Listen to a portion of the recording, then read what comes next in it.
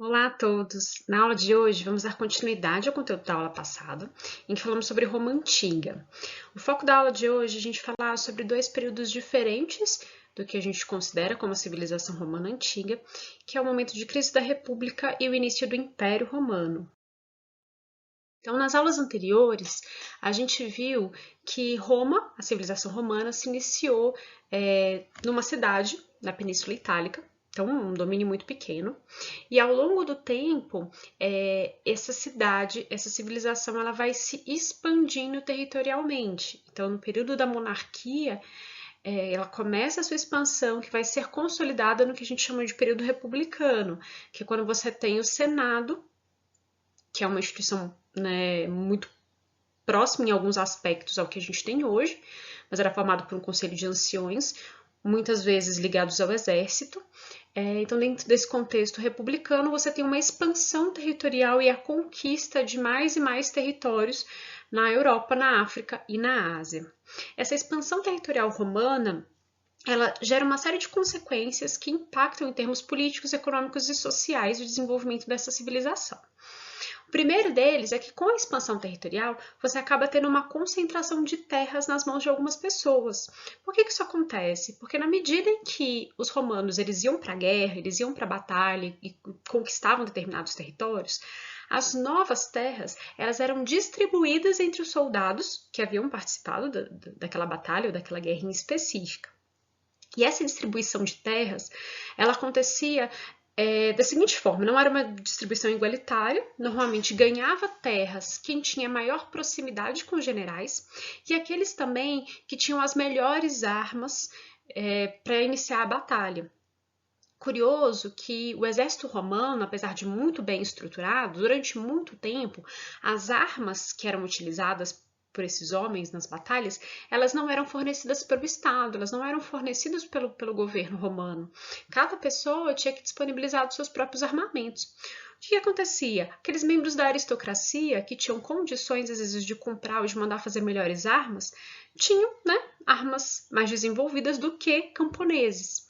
Então, quando tinha uma batalha e eles venciam e ia ocorrer a distribuição do espólio, né, daquilo que eles tinham conquistado, essas pessoas com armas melhores, mais próximas aos generais, que era a aristocracia, e a cavalaria, que é uma nova classe que está surgindo aí, ligada ao exército, eles acabavam conseguindo mais terras e concentrando essas terras nas suas mãos.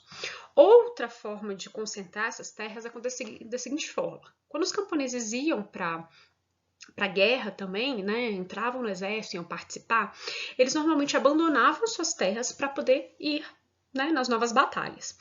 Quando eles abandonavam suas terras iniciais, essas terras acabavam sendo apropriadas por pessoas mais ricas, que concentravam tanto as terras que já tinham quanto aquelas que tinham sido dominadas ou simplesmente retiradas das mãos dos camponeses.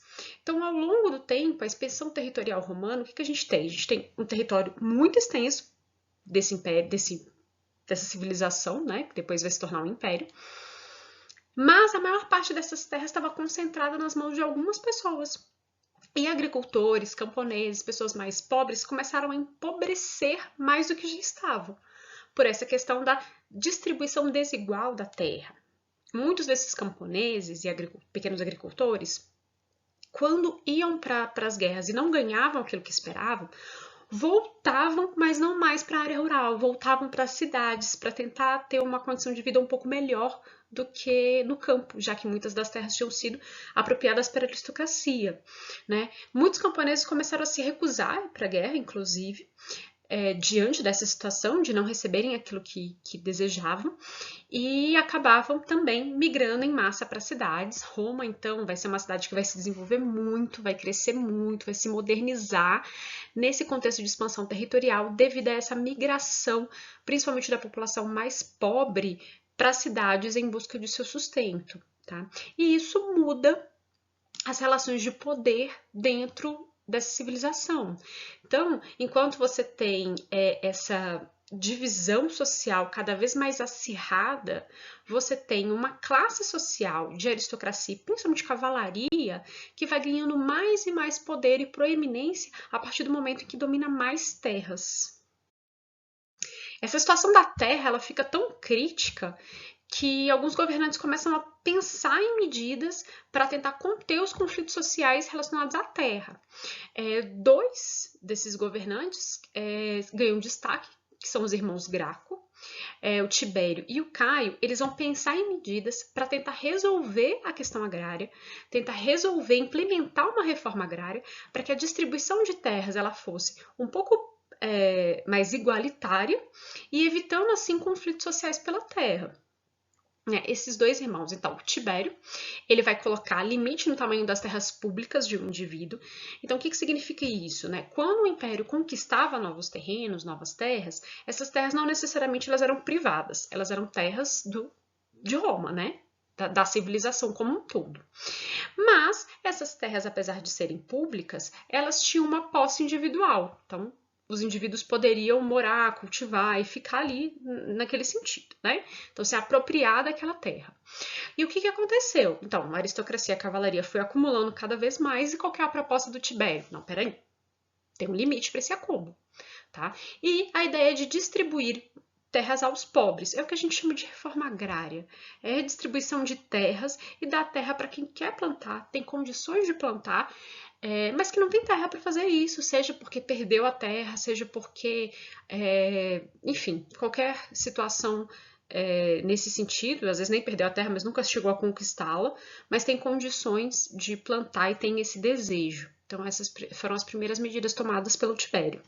O Caio, que vai vir em seguida, ele vai pensar em outras formas ainda de resolver a questão agrária para além da posse da terra, como, por exemplo, a distribuição de trigo, base da alimentação romana, e muitas pessoas não tinham esse alimento, sejam por não plantar, por não conseguir comprar, o preço aumentando cada vez mais com os conflitos. Então, a distribuição de trigo visava essa atenuação aí da desigualdade entre a civilização, entre as pessoas que viviam ali na civilização romana. E outro aspecto é estender a cidadania romana a povos aliados. Então, na medida que houve mais e mais conquistas, os povos que eram submetidos ou que se aliavam ao Império Romano de forma mais pacífica, ou mais amigável, ganhavam o direito de cidadania, segundo Caio Graco. Contudo, essas medidas que foram colocadas, não foram todas implementadas ao mesmo tempo. Primeiro veio o Tibério, depois veio o Caio, mas essas medidas não foram bem aceitas pelo Senado. Obviamente, a aristocracia e a cavalaria também não gostaram disso, porque eles tinham seu poder reduzido, Outra medida que esses dois vão tentar implementar é a questão do Estado pagar os equipamentos de guerra, o que diminuía a desigualdade entre os soldados, já que o Estado dava esses equipamentos de guerra e não mais era necessário que as pessoas produzissem os seus. Então, essas medidas que vão tentar diminuir o poder da aristocracia e da cavalaria não vão ser bem vistas. Obviamente, são a favor de camponeses, de pequenos agricultores, e essas medidas não vão dar certo, e tanto o Tibério quanto o Caio eles vão ser retirados do poder devido a essa tentativa de reforma agrária. Após o governo desses dois, o que a gente vai ter então? Um contra-ataque da aristocracia. Se você tem dois governantes em seguida que vão tentar pensar nessa questão da igualdade social, que vão tentar pensar na população mais pobre, a aristocracia e a cavalaria contra-atacam com governos que vão valorizar principalmente os militares e os grandes generais.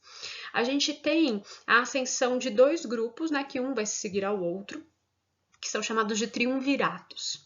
Então, o que significa isso? Tem o Senado, que continua governando, mas ao invés de ter uma pessoa proeminente, como o Tibério e o Caio, a gente vai ter um grupo de 3 pessoas que governam juntamente ao Senado, que é o triunvirato. Essas 3 pessoas, então, inicialmente, o primeiro triunvirato, formado por Crasso, Pompeu e Júlio César, que são 3 generais, são 3 pessoas que vão se sobressair nas batalhas e nas conquistas. E o segundo triunvirato, que vem em seguida, com Marco Antônio, Lépido e Caio Augusto. O que acontece? O que é importante a gente pensar sobre o triunvirato? Que ele é uma ascensão dos militares, dos soldados, a essa política romana, uma ascensão que não havia antes, uma ascensão que vai surgir, uma necessidade de ascensão que vai surgir com a expansão romana, com as constantes guerras. Então, é um grupo social que antes não tinha tanta participação política e começa a ganhar essa expressão, começa a lutar para ter esse lugar na política devido à expansão, devido às conquistas. E esses dois triunviratos, então um vai se seguir ao outro, qual é o principal elemento? Além de se pensar o poder dos militares, é pensar conflitos entre militares. Esses generais, eles vão disputar o Império Romano, o território que tinha sido conquistado entre si, então vão guerrear entre si, vão se matar, vão brigar para tentar se tornarem únicos chefes desse grande império, né? Então é um período muito conturbado da história romana, que é o finalzinho do período republicano romano, porque além dos conflitos sociais, dos camponeses, da população que está perdendo terras, você tem conflitos entre os grandes generais para tentar se manter dentro do poder. Resultado disso, uma crise no sistema republicano. A alternativa foi substituir esse sistema de governo. Então, o Senado, ele acha que para tentar controlar esses grandes conflitos, o melhor é mesmo instituir uma única pessoa como imperador para poder, de certa forma, controlar aí essas brigas políticas entre os militares. E nisso aceitam a nomeação do Caio Augusto, que passa a adotar o nome de Otávio Augustus, que é considerado o defensor da paz das instituições republicanas. Então, quando ele é aceito como um líder unificado, né, quando se aceita, o Senado aceita a centralização do poder, eles não estão vendo Caio Augusto como aquele que vai ir contra o Senado, né? Eles acreditam que o Senado vai continuar sendo uma instituição de proeminência, que o Império Romano, pensando em termos de império, estou falando de território, né? Uma cidade que está dominando vários outros territórios. Que essas instituições republicanas vão continuar nessa civilização, só que não é isso que acontece. Na medida em que o Augusto ele recebe esse poder, ele vai cada vez mais centralizando o poder em si, cada vez mais vai vetando as regras, as leis que são propostas pelo Senado. Ele se autodá o poder de convocar o Senado quando ele acha que é necessário ou não. Ele se dá o poder de intervir militarmente quando ele achar necessário.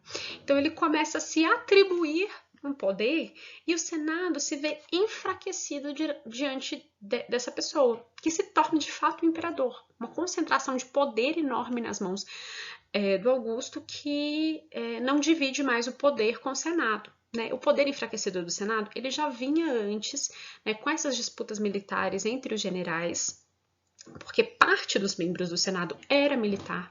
Então, na medida que esses líderes eles vão disputando entre si, vão exigindo que o Senado se posicione, né, ou adote um lado de um general, ou adote o lado de outro, essa instituição republicana ela vai se enfraquecendo, ela vai se perdendo em interesses particulares, o que leva ao fortalecimento de uma única pessoa, no caso, o Caio Augusto. Né? O Caio Augusto, então, ele centraliza o poder, instaura um império no sentido de um domínio territorial extenso, né? Onde você vai ter leis impostas de forma igual e uma unidade política aí centralizada na mão do Otávio. Ele organiza assim as fronteiras, né? Determina onde são as fronteiras, coloca soldados para poder proteger essas fronteiras, distribui terras aos soldados de forma que eles possam proteger esse império, né? Isso é muito importante. Inclusive, dentro desse contexto, a gente vai começar a ter relações de povos que estão fora do Império Romano e que passam a ajudar nessa proteção das fronteiras inicialmente, que são os povos germânicos. Uma relação que a gente vai ver que tiro vai sair pela culatra. Mas a gente tem uma nova configuração aí ligada à expansão territorial. Então, só para vocês terem uma ideia, eu trouxe um mapa. Em rosa, a gente tem o território romano durante o período da monarquia. Então, tá vendo? Basicamente concentrado na Península Itálica. No período republicano, a gente tem uma expansão que vai pegar parte do território europeu, África e Ásia. E no período que a gente vai chamar de Império, então, que é controlado pelo Augusto, a gente vai ter aí uma expansão muito maior do território. Então, a gente vai ter, de fato, a consolidação de um império que vai dominar o território de todas as civilizações do período da Antiguidade. Então você vai ter um domínio sobre o Egito, sobre Mesopotâmia, sobre a região dos hebreus, fenícios. Então você tem uma civilização que domina um território extremamente extenso e com outras sociedades aí extremamente ricas culturalmente. Um aspecto interessante da gente pensar nesse domínio imperial é que em Roma as trocas entre essas civilizações diferentes que eram dominadas, elas eram muito intensas e muito do que era da cultura do povo dominado era incorporado por Roma. Dá um exemplo, por exemplo, da religião. A religião é um ponto essencial para a gente pensar esse Império Romano. A religião romana ela era politeísta e ela tinha basicamente os mesmos deuses e um sistema de organização mitológica muito similar aos gregos. Porque, na medida em que Roma conquista o território grego, né, conquista os helenos, ele incorpora todas aquelas crenças mitológicas, então há uma transformação de nomes aí, mas a base mitológica ela é muito similar. E na medida que outros povos vão sendo conquistados, a gente tem a incorporação de novos elementos religiosos dentro dessa religião politeísta. Então, por exemplo, quando se tem um domínio sobre o Egito, esses deuses egípcios são incorporados na mitologia romana. Afinal de contas, é uma mitologia politeísta. Então, você tem ali incorporação de vários e vários deuses, práticas, né, cotidianas, práticas culturais que vão sendo incorporadas pelo Império Romano. Isso leva, inclusive, à preservação cultural de povos que eram submetidos a esse novo domínio. Dentro do Império, um aspecto que a gente precisa lembrar, então. Os conflitos sociais continuaram a ocorrer e uma solução encontrada foi a chamada política do pão e circo. O que é isso? Pão está ligado a políticas de distribuição de trigo, garantindo a alimentação à população de baixa renda. E circo é o nome que se dava a espaços onde aconteciam disputas de corridas de cavalo.